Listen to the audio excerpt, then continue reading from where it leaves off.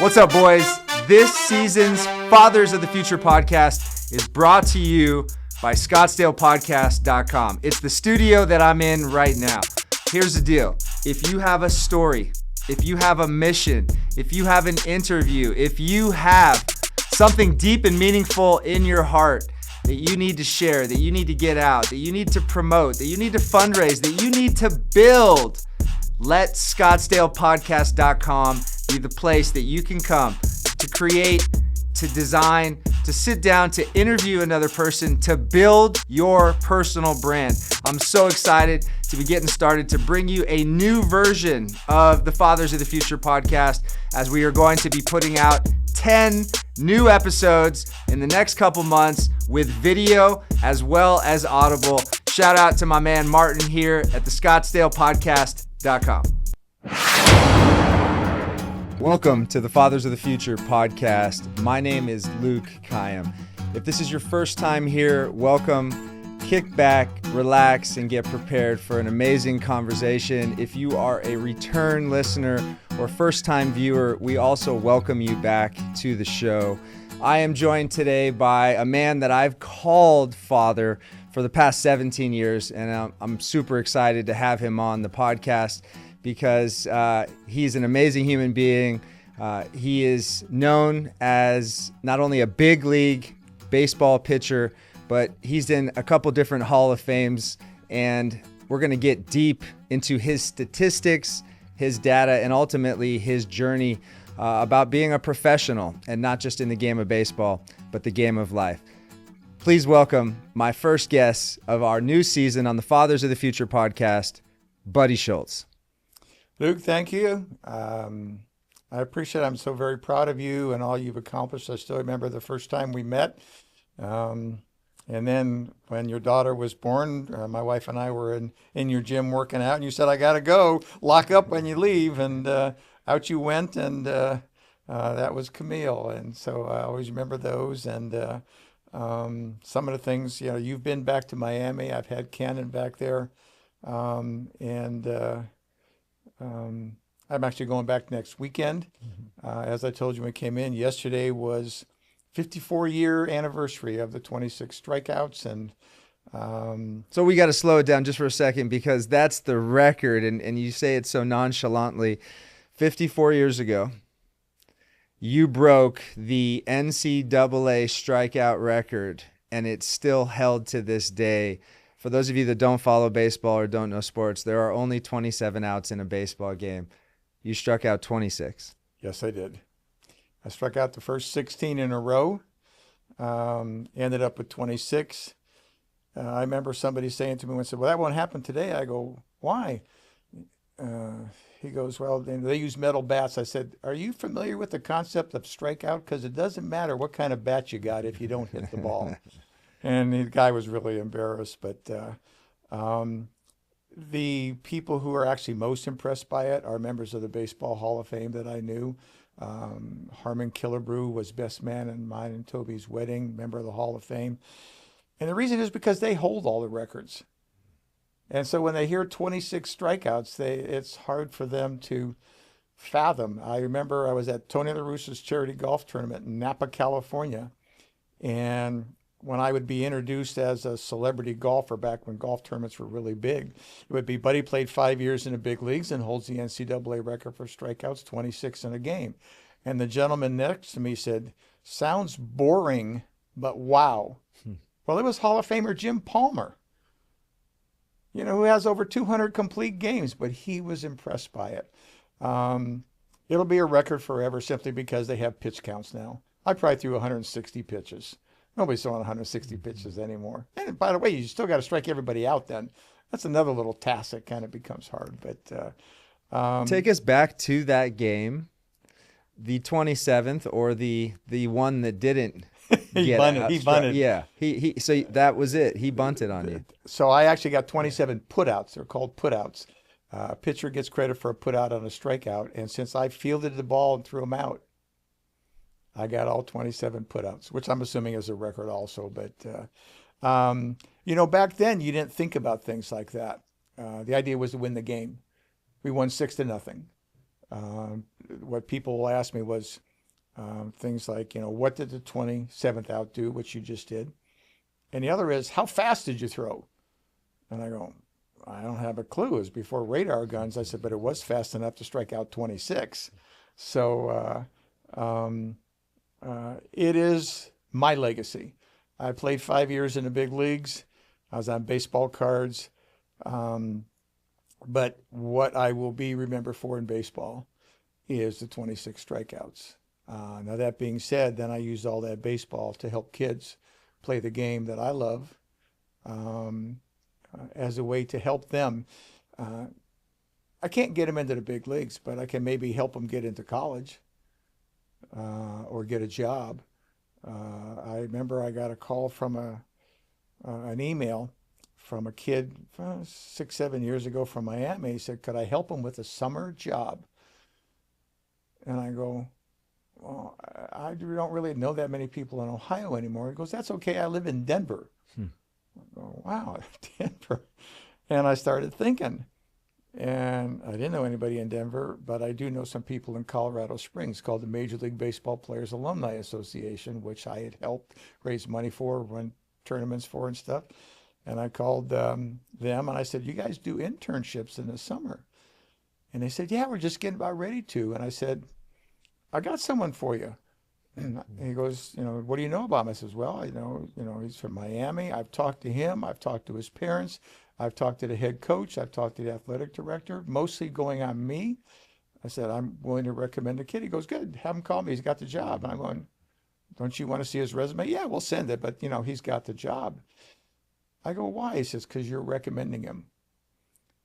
His job was to travel around the country that summer with Hall of Famers to major league stadiums to sign autographs. And he got paid. That's cool. You have a rule for life that was instilled in me when we first met, and my kids were young at the time, but that rule has now been instilled in them. Would you please share openly the right way, rule 1 and rule 2? You don't have a whole series of rules. You don't have a massive framework. You have 2 rules. Please share it. Well, everybody's probably heard it. Rule number 1 is, it's not what you know, it's who you know. And rule number 2 is, don't blank forget rule number 1. It is the way of the world, and it's not going to change. And the people who try to change the rules are wasting their time. Just learn how to play the game better. But you also have to remember, when you recommend someone, you're recommending yourself and your name and reputation. And my father taught me that's the most important thing you have. I mean, nowadays, everybody needs written down in 50 pages of legal jargon. No. I met the movie Jersey Boys, where Frankie Valli sticks his hand out. I said, this is a Jersey contract, and shakes his hand. That's how I was raised. So yes, I understand how things need to be done and all the protections and stuff like that, but it still boils down to your word, your name, your reputation, because that's what people are really going to pay attention to. Before we get into the fundraising efforts and helping youth, especially here in Arizona, let's talk about the stats and the data. The record obviously is the marquee. It's the legacy. It's the top of it. But there were some other stats. Yeah. When I was in high school, I was pitched 4 years varsity. All conference, all city, all state. But in my senior year, we were the Ohio State champions.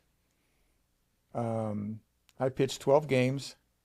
I was 9-1. I lost one. I gave up 1 run in 66 innings and lost. But we were the state champs. There was 8 games in the state championship. I pitched 7 of the 8. But I pitched the semifinals and finals of the Ohio State championship on the same day. I pitched 2 games, 14 innings, gave up 5 hits, no runs, and struck out 27. And we were the state champs. And Was that your first high school title, a state champion? Yeah, that's actually the only title that I had. You and I talked before. There's three things: winning a championship, holding a record, and playing in the big leagues. Those are three things that are not voted on. The Hall of Fame, the All-Conference, the All-American, somebody's opinion came along with that. But winning a championship, holding a record, and playing the big leagues, that's because you did it on the field. When I got to college, freshmen were not eligible my first year. It was the last year that and then it changed. So I only pitched 3 years. In my first year, my sophomore year, I still hold the Miami record for lowest ERA, 1.06, which was also at that time the lowest ERA in the country. The next year, I was in the top 5 in strikeouts per inning. That's the year of the 26 strikeouts. And then my senior year. So my lifetime ERA is 1.7. But the two records are what's important because they've been around for over 50 years. And I'm sure people have beat the 1.06 for NCAA. No one's ever going to beat 26 strikeouts, so that's just a given. I was interviewed when we hit the 50-year mark by three different, by the Cincinnati Enquirer, the Dayton Daily News, and USA Today. And the gentleman, Michael Presti from USA Today said, "So what do you think?" I said, "Well, I think that every time a college kid strikes out 20 or more, he's going to think, his sports information director, his coach are going to think, he just set a record. And they're going to look in the record book, and guess whose name is going to be right at the top? Mine." And that kind of is a little overwhelming at times, but I did it. And that's what, that's what statistics are about. You can't fake them. They're there. And for somebody telling me, one father told me, "Oh, my son's going to big leagues." I go, "Really?" I said, "There's 780 major league players. There's 8.3 billion people on the planet. That means your son would have to be 1 out of 10 million in order to play in the big leagues. You don't have a clue how hard it really is." I asked you this question years ago, and I'll ask it again because it gives context. I'm coaching a lot of young men right now, mentorship in that 14 to 18, 19, 20-year-old range. I have an 18 and an almost 17-year-old. And so I asked you the question of when did you know? And I ask a lot of professional athletes later on in their career after they retire, when did you know you were special? When did you know you were elite? When did you know you were unique? And when you did know that, did you know that that path was in line with where you were headed? Because like you said, high school, collegiate, professional. And I do want to hear a little bit about that path and how many years that kind of, how many years you played baseball for. But ultimately, when did you know that you were different than everybody else? When I retired. Because if you think it along the way, you'll lose the edge. You'll lose the drive and the passion to succeed, to push yourself, to be better. "Oh, I'm good. I don't have to try as hard." It's called a slump. When people start expecting things to happen instead of making it happen. So, yes, back when I was playing, I was front page of the Cleveland Press and the Plain Dealer when we were state champions. But if you give in and say, "Oh, I'm really good." Now, I knew I was good. I knew I was the leader of the team. And I believe a leader of a team is responsible for elevating the performance of his teammates. A guy named Tony Gunder, our Centerfield State Championship team, said, "Buddy never lets us down. We can't let him down." Buddy never lets us down. That's pretty powerful. But I didn't let that overcome me. It's like, no, I can be better. Our coach in high school was quoted saying, when it's rainy and cold and Buddy's pitching and there's 10 people in the stands and 8 of them are writing down in little books, he knows what's going on. Yes, I knew, but I never, ever accepted that I couldn't get better. And, I was always pushing. I always wanted to be better. There were times, hey, that doesn't mean I never had a bad game. One of my favorite stories, a guy named Danny Hayden, who was the past head coach at Miami University, loves this story. In 1973, I was in Quincy, Illinois, in A-ball with the Chicago Cubs. My rookie ball in the first year, and they moved Walt up he was a rookie ball coach, and then he went to A-ball. And I'm warming up in Quad Cities, Iowa, and I was popping the glove. I felt like I was throwing 1,000 miles an hour. And in the top of the second inning, he comes walking out to the mound, or the bottom of the second. He goes, "Buddy," he always had big wad of chew in his mouth, spit, and said, "That's the best I've seen you throw in 2 years." He said, "Now give me the ball before you get somebody hurt." We were losing like 6-0. I couldn't get anybody out. It happens. You have to learn to deal with it, learn from it. And I have no idea why. Sometimes you got there and you're a little sore and whatever, and then you change and adjust and figure out how to win. Isn't that life? You change and adjust according to the situation in order to win the game. I've also heard you share many times openly about baseball giving you the opportunity to be educated. And as a small, young man growing up in a hard place like Cleveland, Ohio, that possibility may or may not have been possible without the sport of baseball. My dad worked 3 jobs to put a roof over our head and food on the table. I don't get a full scholarship. I'm not going to college. Had opportunity to go to about 50.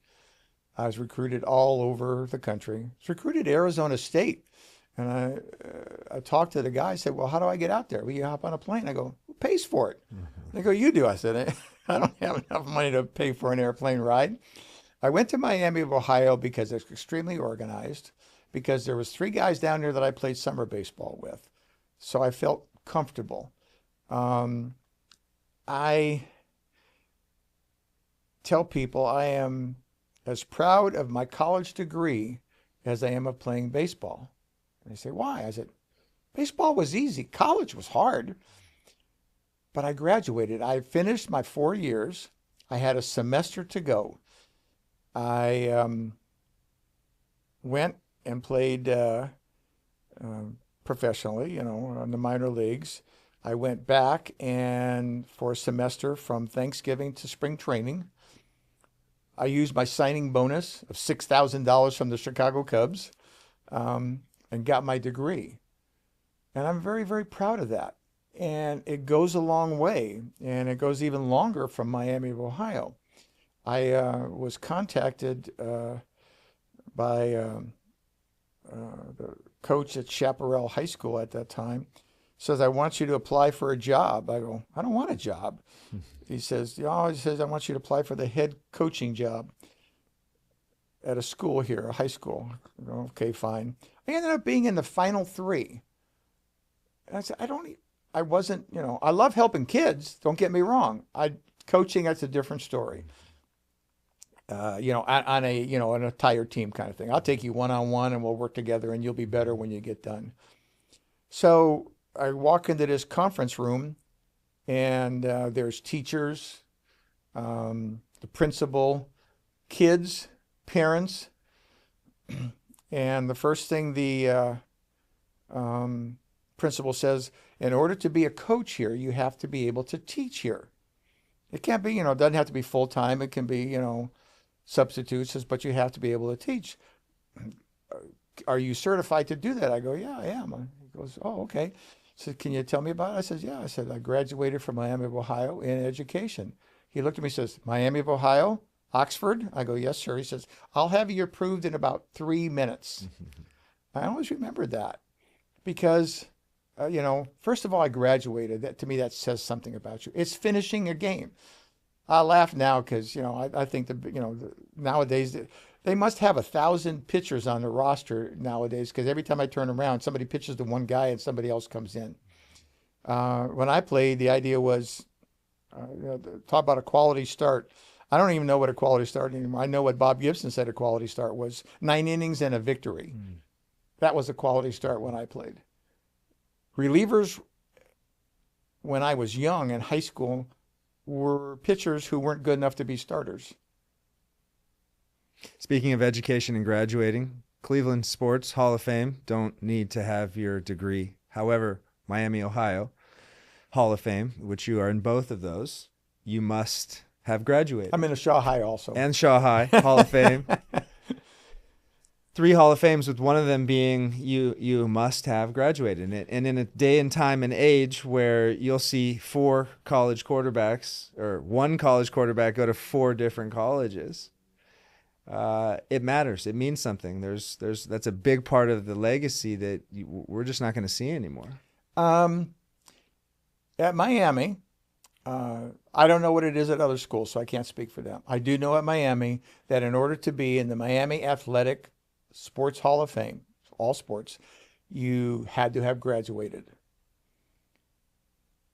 At Miami right now, 125 years of baseball, there are 4 players who are in the Miami Hall of Fame and who played in the big leagues. Just 4. Walter Alston, who managed the Los Angeles Dodgers for years and years and years, won world championships, Sandy Koufax, Drysdale. I was second. Charlie Leibrandt, who pitched for the Kansas City Royals when they won world championship, and a young man named Chris Sexton, who hit 400 twice at Miami. We are the only 4 that qualify for that. And Ben Roethlisberger went to Miami, and everybody wanted Ben Roethlisberger in the Hall of Fame. And the answer was no. Ben Roethlisberger went back through correspondence, took his last semester, got his degree, and he's in the Miami Hall of Fame. Ben Roethlisberger won a Super Bowl. 2? Did he win 2? I don't know, a bunch. But is a name that people know? No, he was not going to be. I think that's fantastic because that's the rules of the game. I do know that in 2008, right fielder named on the 26 strikeout team, Denny Smith, called me and says, "Can we have lunch? I'm going to be in Mesa." So I have lunch, and Denny Smith sitting there talking about the Miami Hall of Fame and all these people in Miami Hall of Fame. I said, "Denny, wait. I said, why am I not in this Hall of Fame? Because I'm better than all you guys." And he goes, "Well, you didn't graduate." And I go, "Well, yeah, I did. I came back. But since it wasn't with my end of my senior year as far as my baseball playing time, they cut it off." The sports information director called me and says, "Buddy, we can't find you." I said, "Are you looking under Buddy Schultz?" And he goes, "Yeah." I said, "Well, try looking under Charles because that's my legal name." He calls back the next day and says, "Oh my God, you should have been one of the first ones in." I said, "It doesn't matter." I said, "This is the time, this is the place." The first year then that I was eligible, he says, "Oh, you'll go in." I did not get into the Miami Hall of Fame. And it was kind of for political reasons, which I won't get into. And he called me, says, "Next year." I said, "There won't be a next year. I'm not interested." He goes, "Oh, yeah. I said, No, thanks." He passed away in that year. And he was actually the scorekeeper on the 26K. He was a scorekeeper. That's his writing. That's the original scorecard? That's the official scorecard. And he had his wife call. Said, "You've been elected to the Miami Hall of Fame." And I said, "Okay." As we talked about, 3 things that you look to achieve because they're not voted on: winning a championship, holding a record, and playing in the big leagues. No one votes on that. The things that are voted on are opinions. Lots of things come into play. this guy doesn't like you, that guy doesn't, this doesn't matter. The three things that are truly valuable in sports, in my opinion, are those three things, because they can't be taken away, and it wasn't anybody's opinion. 5 years in the majors. Tell us about that path and what that was like. And I don't know if it was Mantle or somebody knew who you were. There's a story, right? Oh. Yeah. Please tell your professional MLB career. Okay. So I came up through the Cubs system. That's how I got to Arizona. They were in Scottsdale, where the Giants are now. It was an old wooden stadium. And so I'm in the minor leagues, and I get called up for September. The minor league season's over, and the roster opens up, and they get to bring extra players up for the month of September. Go into St. Louis, and I get called into a game. We're behind by a run. Bake McBride's up to bat for St. Louis. I throw 2 pitches. He grounds out. We load the bases. Pete Lecoq pinch hits for me and hits a grand slam home run off of Bob Gibson. It was Bob Gibson's last pitch in the major leagues. I throw 2 pitches in my first game in the big leagues, and I get a win. Pete Lecoq told me, he said he was playing about 10 years later, playing in an old timers game, and Gibson threw at him.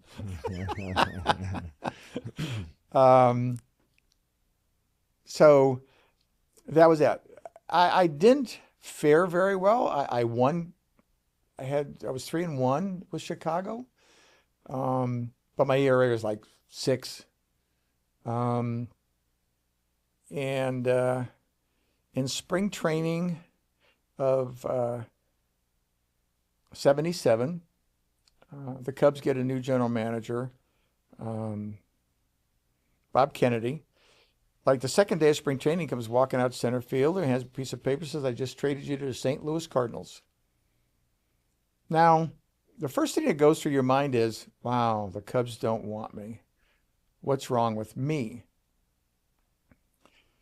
I call a gentleman named Blake Cullen, who is director of player development for the St. Louis Cardinals. And he goes, "No," I said, "the Cubs wanted you." He says, "We just wanted you more." I go to St. Louis. I'm not even on the 40-man roster, but I spring train with them. I get called up the second day because the guy's running in Pittsburgh, pulls a muscle. I get called up. I get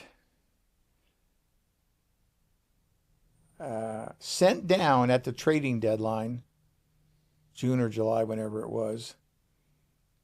I've got the second lowest ERA in the National League, and I'm 3-1, and I'm striking out a batter, and in an inning I'm left-handed.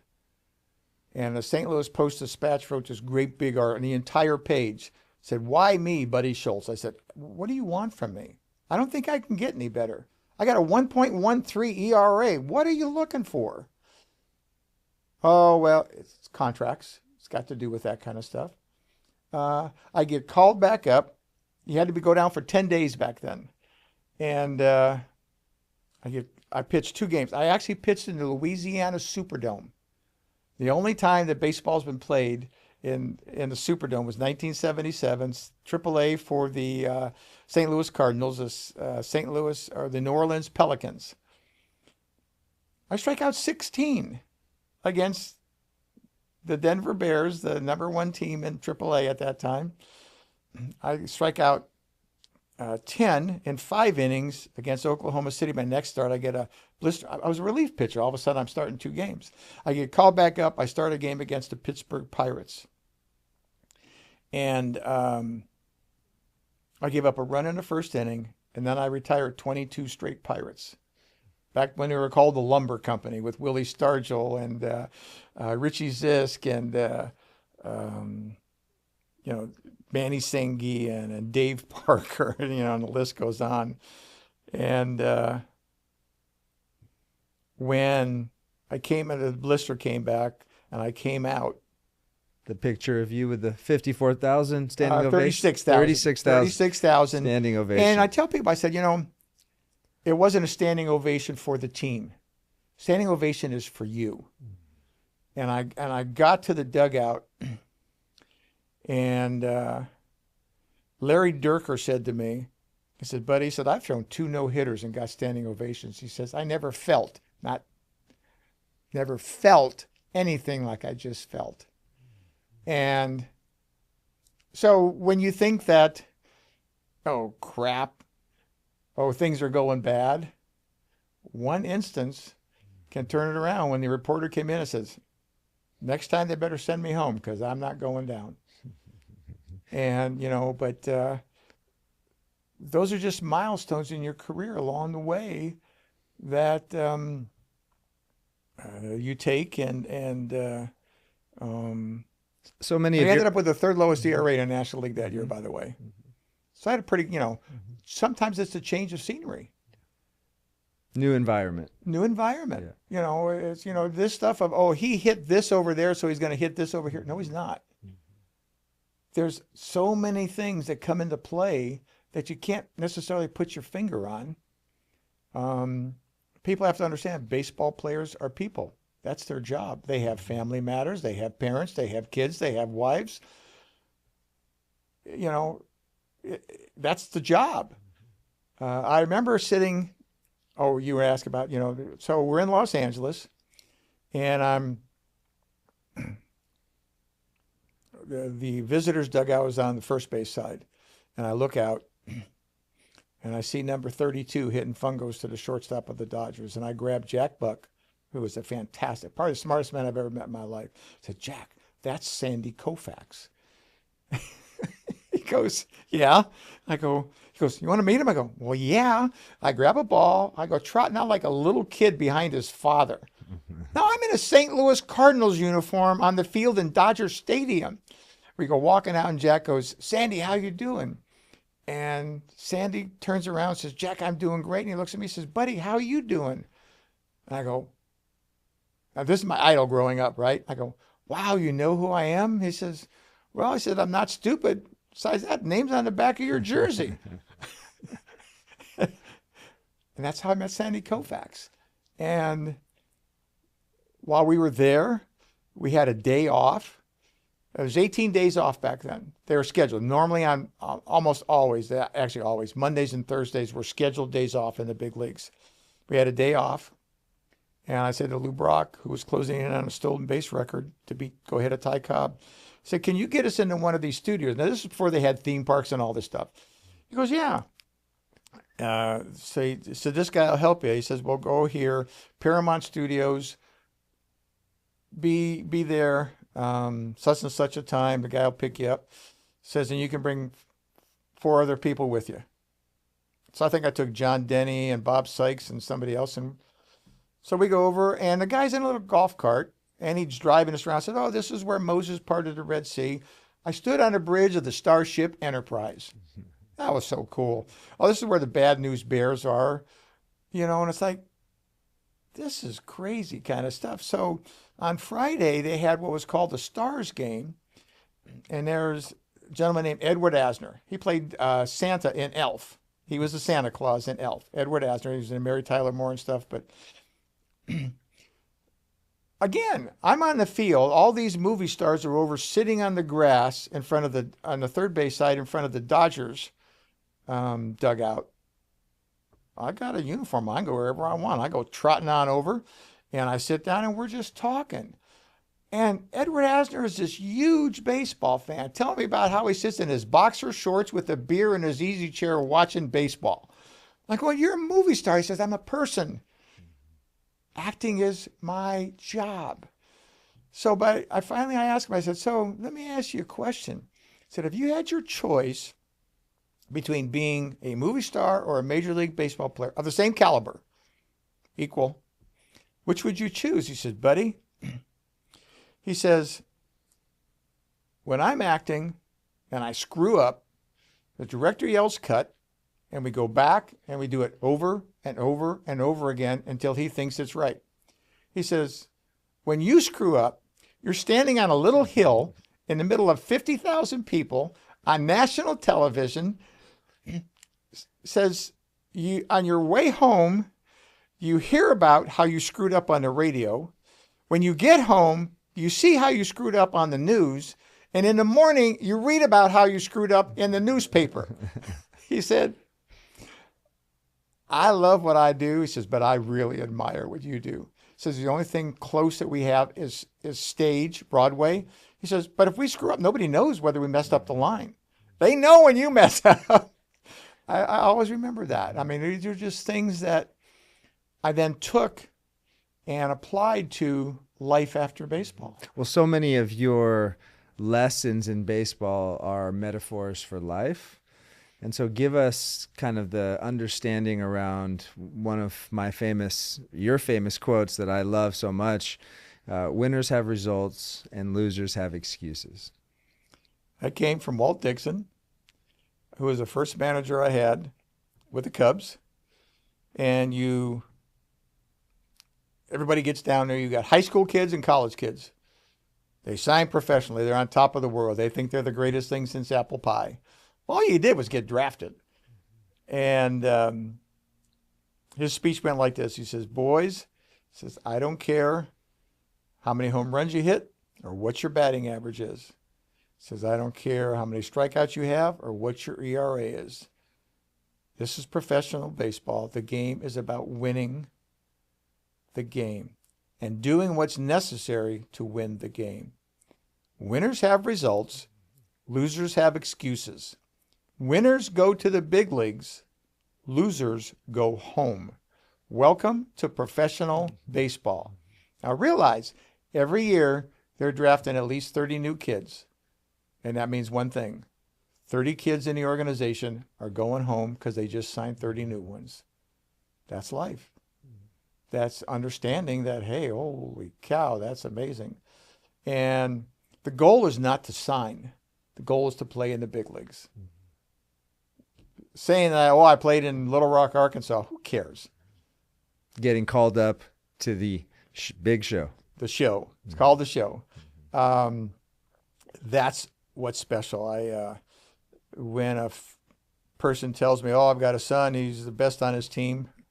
I go, a little league team, And I said, my reply now is, there's 780 major league players on the rosters today, 26 per team. There's 8.3 billion people on the planet. That means 1 out of every 10 million is in the big leagues. That's pretty exclusive territory. And it's hard to comprehend. And I get that I'm just amazed at the amount of coaches and stuff that people have as amateurs now. I mean, I was talking to a gentleman at Miami who helps there, and his son's a sophomore in high school. He's not even eligible to go to college yet to visit. He's not eligible to be approached by professional scouts. But agents, guy called him and said, for $6,000, I'd like to represent your son. He's 16 years old. He doesn't need representation. He needs a curveball. The world's just different, and you're not going to change it. I love the generation that I grew up in. I think there are more people that are just common sense people than the news gives credit for, because the news thrives on adversity and sensationalism. Let's talk about your generation just for a moment. One of my favorite quotes of all time that I use when I mentor or coach teams or a group of young men: hard times create strong men create easy times create weak men, and weak men create hard times. You see it in this younger generation. You see how comfortable, you see how easy things are. You see how they can get out of anything by sending a text or not showing up, and there's so many excuses. Your generation is still the toughest one we have alive right now because of what they have experienced and gone through. And I think the generation before that might have been generation even before tougher. Mine was the generation that fought World War II. That would be the best of the best. My generation was Vietnam. And then I had dinner the other night with Lieutenant Colonel, a friend of mine, invited me to the Army-Navy game. I went to the Army-Navy game in December. That was cool. But we talked, and I told him, I said, the one thing that I really detest is when someone in sports says, we're going to battle. I'm going, I said to Lieutenant Colonel, I said, I've never been shot at, but I'd be scared shitless. I'm not allowed to say You're that. Good. You're good. You're okay. good. I mean, I'm sorry. If somebody was shooting at me, I'd be pooping in my pants. I promise you. And like I said, am I intimidated? No. I tell people, I've pitched in front of 50,000 on another 10 million on national television. It's pretty tough to intimidate me. You put a gun at me and start shooting, I promise you, I'm looking for a way out. I admire the military people, but what we were talking about mostly was the management of people. He was a lieutenant colonel. He was a West Point graduate. He was a Green Beret. The best of the best kind of stuff. And it's like a coach, like you're talking about. You're coaching people. That's not easy. And you cannot do them all the same. You cannot just lump them into a group and one saying works for all. No, the saying is just kind of generalities. When you start now trying to motivate a person, what motivates you might be different than what motivates me. And as a coach, you have to understand that. What do I have to do to get the best out of you? What do I have to do to get the best out of me? And I think kids are fine. The parents are kind of iffy, I think. You've known my son since he was 16, 18 months old. He's 18 now. He takes pride in his mental toughness and resilience because it's something that we've, challenged him to have, doing hard things. He even wrote his college paper on doing things that are hard and scary, from hiking the Grand Canyon to getting in the cold plunge to waking up early. We see that with some kids, depending on how they were raised. We see it with others that were raised differently. I wasn't raised without a strong, powerful, positive male role model. I was raised by women. And when I had to actually face some hardships, I didn't have the tools. I wasn't prepared for it. And so what would you say to this generation about doing hard things, about not making excuses, about leveling up and facing the challenge?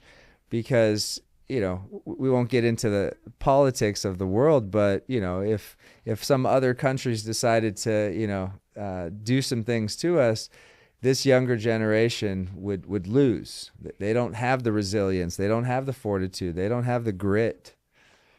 I don't want to judge them all because, again, that's like taking every young person in America and putting them all into a pot. And I disagree with that. I live across the street from a young couple. And I watched the 9-year-old daughter come over and say, "Mommy, can I use?" "No, I told you couldn't do that." Moaned again. She said, "You're going to lose another day if you do that." I think there's more people out there than we give credit for being good. And it's not about volume. It's about quality. And when I go back to Miami next week, I'm going back. I told you I'm going back next week. I want to talk to the kids. The thing that I miss the most is hearing their side of the story, not the news side of the story, not what, a reporter says. They have names for all kinds, influencer. What in the hell is an influencer? Can somebody please explain that to me? It's like, why in the world would I listen to what you have to say when you're 18 years old? I'm sorry. It just doesn't register with me. But that 18-year-old may say, "You're an old fart. What do you know?" I'm thinking a lot more than you. Speaking of kids, the stats, the data, the records, they're all important. They're all a big part of your legacy. But you've had an even more important and valuable mark with stats and data and helping kids play baseball.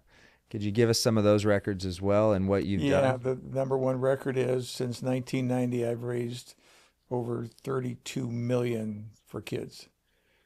So I've taken the baseball and my ability to meet and talk to people. I I pretty much have instant respect because of the baseball when I talk to someone. But when we went back and you're an influencer. Is that what it is? What the true Sam, I definition raised the should money be. for somebody else, not for myself. Okay? When we went back for the building that we dedicated, and you were there, it's a great feeling. But what I remember the most was when we showed up and the team was there in their jerseys and their hats. And when we showed up, one of those kids took us, says, I'm so-and-so, I'm going to show you around. And it's like we miss that sometimes. We're going to read a story about the 1 instead of the 34. And that's why I go back. It's like I want to talk to them. I arranged a 1 hour before the game on Saturday next week. I invited all the parents if you're coming. And I rounded up 3 members of the Miami Hall of Fame, 2 past chairs of the Miami Board of Trustees, and the athletic director, and a few other people. If you want to ask questions, here's your chance. They're all going to be here. I set it up. And I'm very proud of that. And I talked to the lady today. I said, how many responded? She goes, 1. I said, then we'll do it. She goes, well, some of them might just show up that day and try it again. I said, no, they won't, because I'm going to be at the door. And if you didn't sign up and let me know you were coming, you're not coming in. And it's not Miami's space at that time. It's mine for 1 hour, because that's how I am. No, you're not that important. These people are important, and you didn't have the courtesy or the respect to let me know that you're coming. If you don't want to come, that's fine. That's your business. But then don't cry later on. Oh, well, they said, no, all the people that can answer every question you got's going to be here. If you don't come, it's on you, not on us. What made you decide to start the charity when you did? And could you share the story of, and I know it's emotional for you, of the kid who, got his glove? Oh, I was going to be inducted into the Greater Cleveland Sports Hall of Fame.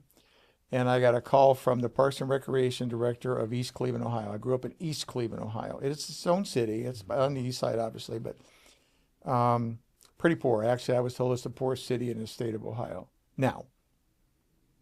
And he says, I'd like you to, when you come back, would you consider meeting the mayor? Well, yeah, sure.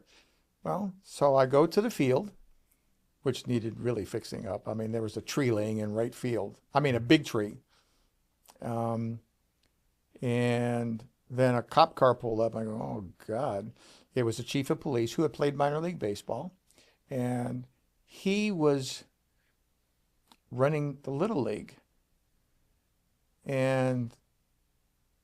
Or trying to start the running of the Little League.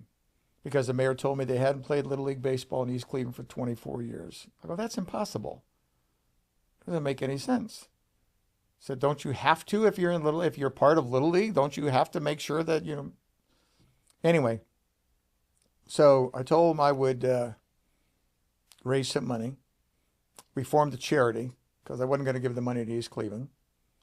And we raised $100,000. We fixed the field up, and then the chief goes, oh, we have opening day, says, and we need to buy the kids everything. I said, you need a bat and a ball and a glove. He goes, no, we're going to buy them uniforms. I go, really? He goes, buddy, they got nothing. He says, they'll probably wear the uniforms around all summer long because it'll be the best clothes they got. And you don't think about that. When you're doing it, it's like, oh, I never thought of that. And the thing that actually got me the most was, he says, well, we started practice. I said, which fields you use? Just this one. Well, how do the kids get here? I said, well, some of them walk, some of their parents bring them, and the ones that don't have that and their parents are too afraid to let them walk, I send the police cars to pick up the kids to take them to Little League practice. I go, I'm in. 100% I'm in if you're willing to do that. So I wasn't there. They had opening day. They had 125 kids. They gave them a hat, a jersey, an under jersey, pants, a belt, socks, shoes, and a glove. And a couple days after opening day, I get an email from the chief of police. He says, you got to read this. And it's from a mother in East Cleveland who said, I want to thank you for all you've done for the kids of East Cleveland. And I want you to know one thing. My son got all that stuff. It says, and when they went to hand him the glove, he turned to me and he held up both hands because he didn't know which hand the glove went on. And I said, that's worth a whole 100,000. You don't realize how many people you can affect. And it doesn't always have to be the whole group. If you affect one, that one kid made the entire $100,000 worthwhile. And so I'm very proud of that. I'm very proud of, the Little Leagues here. Right now, Arizona Baseball Foundation, I'm at a point. I don't want to run events, golf tournaments, baseball games, you name it. I have a board. If you sit on the board, you pay your board dues once a year. If I don't have it by December 31st, I'm kicking you off the board. Mm-hmm. But we give the money, that we become extremely efficient. We are above the A+ rating by the U.S. government, by the IRS for a charity, because we don't have any expenses. And we give money to kids whose parents can't afford to pay their Little League dues, because we have this tendency to think that it's all free. It's not. Somebody's got to pay it. Unfortunately, the leagues that need the money are the poorest leagues. So we pay the entry for the kid. So, and again, we don't get involved in it. We don't choose. We go to the 14, I have one person that goes to the 14 districts. There's 14 Little League districts in Arizona. They send back, said, okay, we need X amount of dollars. We let them know we have this much for each district. And then we give some bigger chunks out because sometimes if you need something fixed, let's say an outfield fence falls down. We did that on one occasion. And we went there and looked, and the fence was down, and said, how much is it going to take to fix it? They said, $3,000. Pulled out the checkbook, wrote a $3,000 check, said, fix the fence. Those are great feelings. But it came about because I could play baseball. But God also made me organized. I'm anally organized. I don't take anything for granted. I don't believe in luck. You make luck. But I said, it's a great feeling to know that you've helped someone. Miami, I got a call one day, and a person who was going to donate $1 million for turf at Miami's field backed out. And I go, okay. I said, how much do we need? 1.2 million. I go, okay, well, you're not going to be able to get it in for this year. He goes, well, yeah, actually, if we have it in the next 30 days, we can have it in for spring. I go, oh, great. So you got anybody? Nope. I said, okay. Tell me why you want it. And they started it was the head coach. He started I said, say the political stuff. Tell me why you really want it. He says, well, right now, we're in Southern Ohio.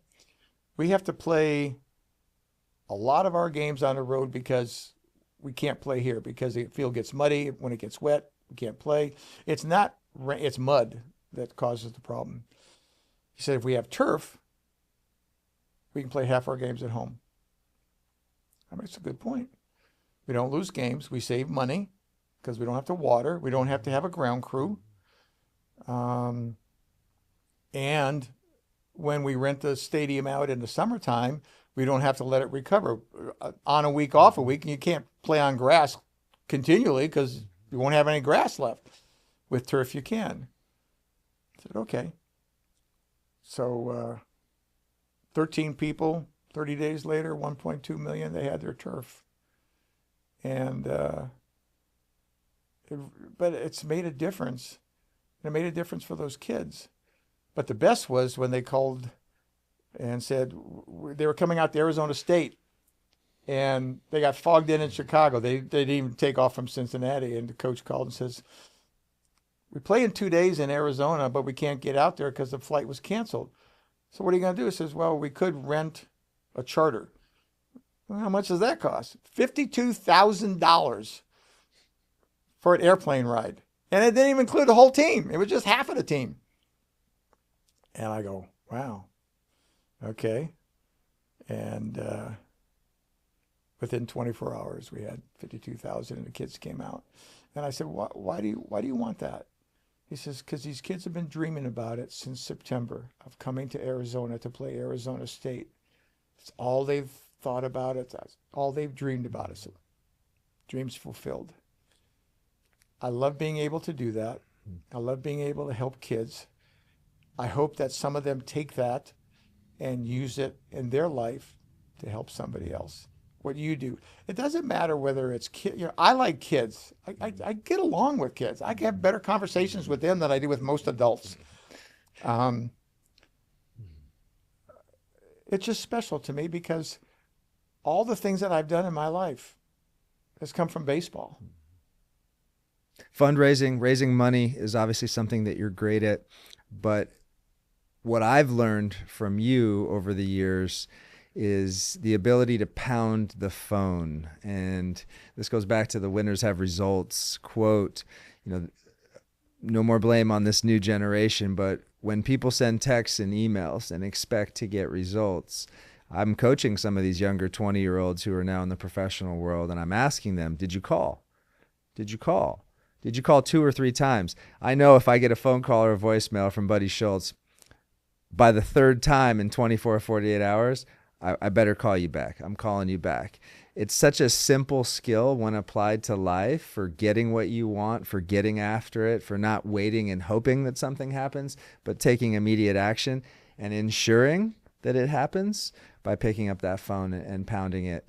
What would you say to Cannon and that younger generation about the ability to communicate effectively? I think the younger generation is better off than we may give credit for. And it's also called experience. They may be 18, and right now what they've learned is a little bit of life and what school taught them. Okay, I got 55 years on you of life's experiences, so I can relate differently than the younger generation. My best thing would be to say, I always follow the rules. There's a reason for rules. And sports taught me that. And, I think it's important for that to happen. But, again, when I go back to Miami and I talk to these kids, do I see the desire that I have? Close sometimes, but I was pretty anal. And when kids run nowadays, they jog. When I ran, I sprinted. Oh, by the way, did I mention I pitched 14 innings at one time? Threw about 180 pitches? That's because of my legs. It wasn't because of my arm. Your legs is the real strength of a pitcher. And sometimes I don't think they get it. They're so busy pumping iron to look like you do up top, But the legs are the carriage and the real strength of a pitcher. Coach wants somebody, pitcher's only as strong as his legs. And he was absolutely right. And the stuff of, if they pitch too much, they'll hurt their arms. I picked up on that phone right there, the top 10 people of complete games in the big leagues in the last 60 years. You know what the most is? 303 complete games. That's more games than I pitched in 5 years in the big leagues. Complete games. There are 10 people above 200, all of them in the Hall of Fame. All of them played 18 years or more. So what happened to I'm going to hurt my arm? It didn't hurt them. I'm more a believer that Steve Stone's philosophy is God gave you so many throws, when you hit the last one, you're done. I'm good. I'm kind of good with that one. We maybe overthink it. I understand protection sometimes. Maybe we overprotect. This season's Fathers of the Future podcast title sponsor is brought to you by ScottsdalePodcast.com. I got my man Martin behind the microphone, behind the cameras, bringing you guys the new visual representation of the brand and the podcast, the tribe, the community of Fathers of the Future, whose commitment is to be present, active, and engaged. Buddy, what else would you like to share here as we come to the close of this podcast about your legacy, about helping others, about some of the icons that you've played or pitched with in the big leagues, and about life? Very simple. In the movie A League of Their Own, and I knew two of the ladies from there. They came to Harmon Killebrew's golf tournament. In A League of Their Own, when Gina Davis Tom Hanks walks up, says, "Where are you going?" She goes, "I'm quitting." He goes, "Why are you quitting?" And she says, "It's too hard." And his reply is, "It's supposed to be hard. If it was easy, everyone would do it. The hard is what makes it great." So my advice is, be great. And it's going to be hard. But that's what makes it great. Buddy Schultz, thank you for your time. Just a quick message to all of the men or young men out there that are listening to this. I grew up without a father. Baseball was my sport. I had always hoped and dreamed for meeting a man like Buddy Schultz in my younger years, and I didn't. And one day at the age of about 33 years old, I met a man who I've called dad, and he's called me son, who is not only a baseball player, but is a very positive, powerful man who's been in my life, who's helped guide me in many ways. And so the message to you out there, if you are growing up without a dad, if you didn't have the dad that you wanted, never stop dreaming, never stop growing, and never stop believing, because one person, one man, one moment can change your life. Thank you for being here, buddy. Appreciate and love you. Thank you for having me.